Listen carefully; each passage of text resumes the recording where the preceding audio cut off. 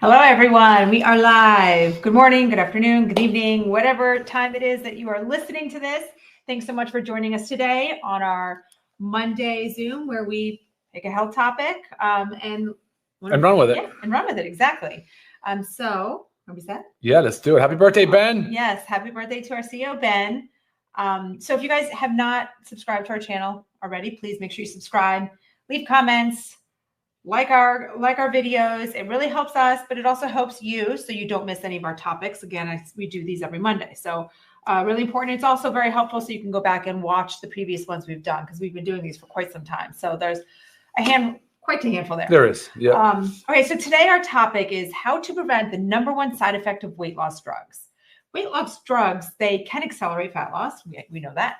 But without a few key players, they can actually undermine our overall health and metabolism. Mm-hmm. So we're going to focus on that one. Today we're talking about, Dr. Ryan will give us a brief overview of the weight loss drugs that we're talking about, the GLP-1s, common side effects of weight loss drugs, a little bit about prevention of these side effects we're discussing, and of course, circling back to our LiveGood supplements that can help, or supplements in general that can help.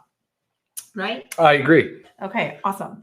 So let's do it. Take it away with just an overview. And I love that what we are talking about the #1 side effect, sort of how to mitigate that with the GLP-1s. But really, this is actually a lifestyle discussion around things just to preserve our lean muscle mass and how to age gracefully, how to prevent injuries as we age, just kind of things that go along with that. Body composition, of course, is a big part of this discussion. So we'll talk about that a little bit today. But because of the trend and how many people are using these GLP-1s, those are kind of what we wanted to talk a little bit about today. So the main drugs in the GLP-1 category, there's really two: semaglutide, which is Ozempic, and Wegovy. So Ozempic's for the diabetes, Wegovy's for weight loss. And then on the other side, you have tirzepatide, which is Mounjaro for diabetes, and Zepbound for weight loss. Okay. So those are kind of two different drugs. They're the main ones. There are some other GLP-1s. But man, they have caught the world by fire. They are going crazy popular, especially now that there was a compounded version that was an affordable version, while the brand name drug is on a national shortage. That there is the reason that the compounding facilities are able to economically compound the exact copycat of the drug. Right. So that's kind of that. Okay. What do we? Well, we know it's a very common side effect that we know of is GI disturbances, but this comes along with higher doses, and we're not touching on those because it also has been shown that especially compounded forms at lower doses have been very tolerable. So well, I don't think we're going to do a whole lot of discussion on the drugs today. No, not right. At all. Okay. Nope. Okay. Nope. So I was just saying, because I kind of feel like when I talk about the #1 side effect, I feel like a lot of you out there might be thinking it's something with your GI.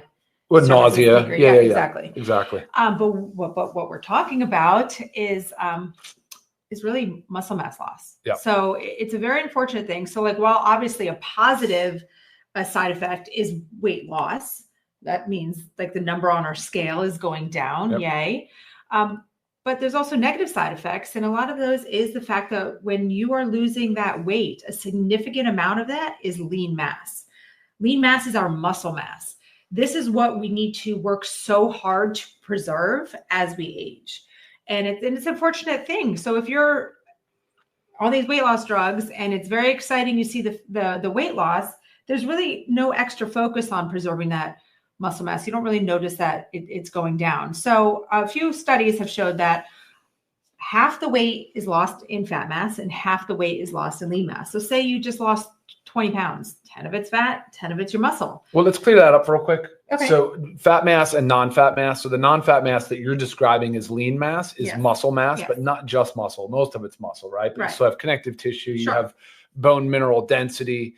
There's still a lot of other elements to that, not to that non-fat mass that when you're referring to lean, of course, we're addressing the muscle. Right. But just so you all know, if she's talking about you lose 20 pounds and 10 of that is in, she's calling lean mass, that's significant. That's 50-50 is what you're saying. Yeah. Yeah. And then there was another study that showed that 1/3 is the lean loss is the lean mass and 2/3 is the fat mass, which is a more positive flip, right? But what should it be?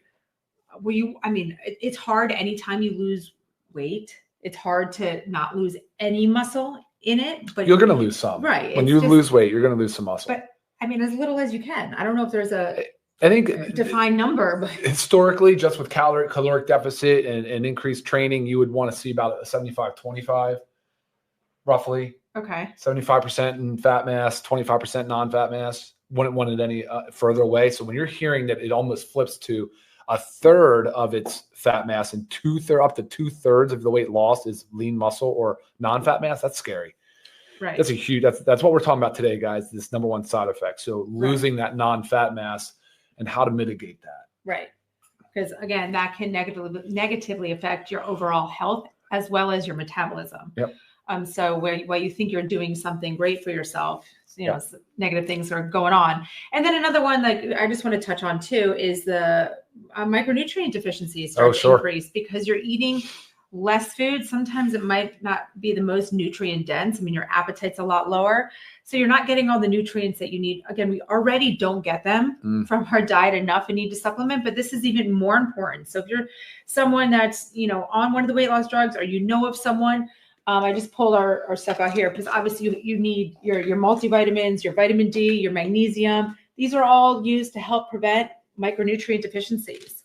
Okay, so just an important note there again as you're eating less. Can I say something on that real quick? So if you're a GLP-1 agonist user and you've got already a suppressed appetite, because we're not talking about the mechanism of action today of the drugs, but and you go to eat something and you choose something that is, say, calorie rich, right? Because you you're still trying to get your calories in because you're not as hungry, but you choose something calorie rich that's possibly nutrient poor. So some fast food or packaged food or processed food, you're losing the opportunity to get those nutrients, right? So you're really, really putting yourself in a handicap position on getting nutrient density out of the food. Whereas if you would say, I know I don't feel like it, like you described this earlier, maybe you can elaborate more, but apparently people don't feel like eating protein or something that's less desirable. So, but say you made that difficult, like you force yourself to eat something more nutrient dense. Like say you're going for those complex carbs along with a high protein rich meal, and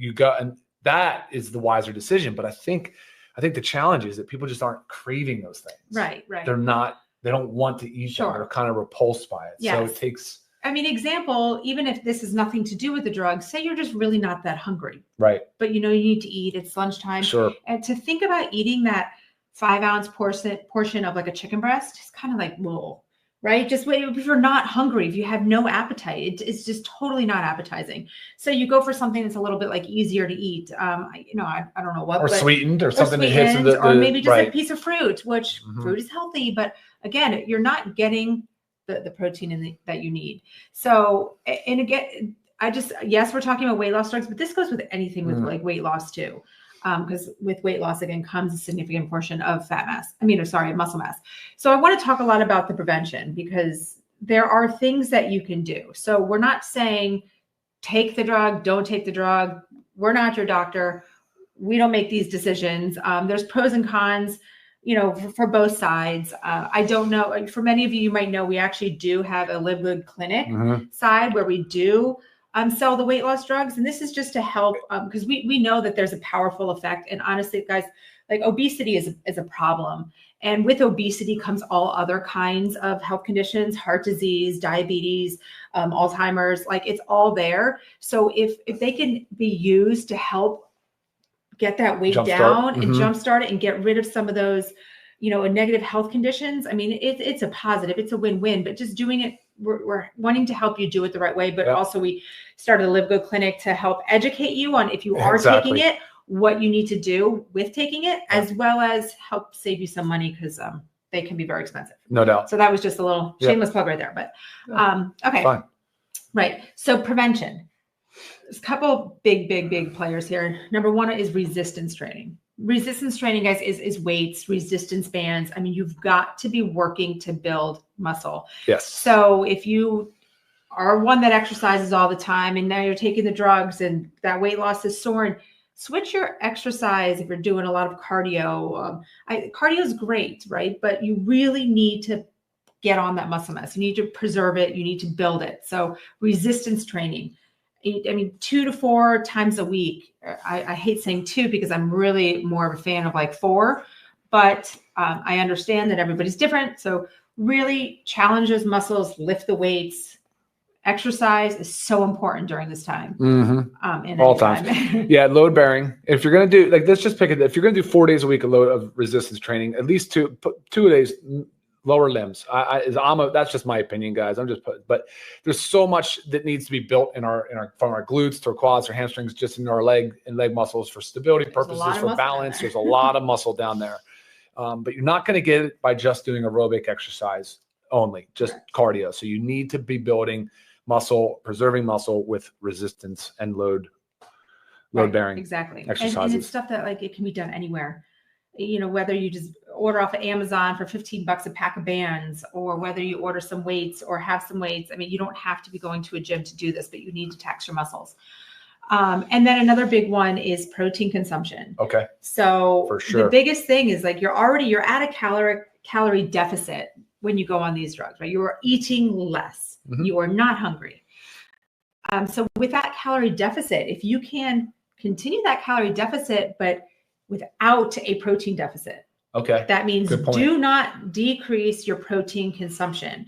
And I say a lot, and I know that I'm on the higher end of protein, but, you know, on average, 1 gram of protein per 1 pound of body weight. And I know this is on the high end. I understand,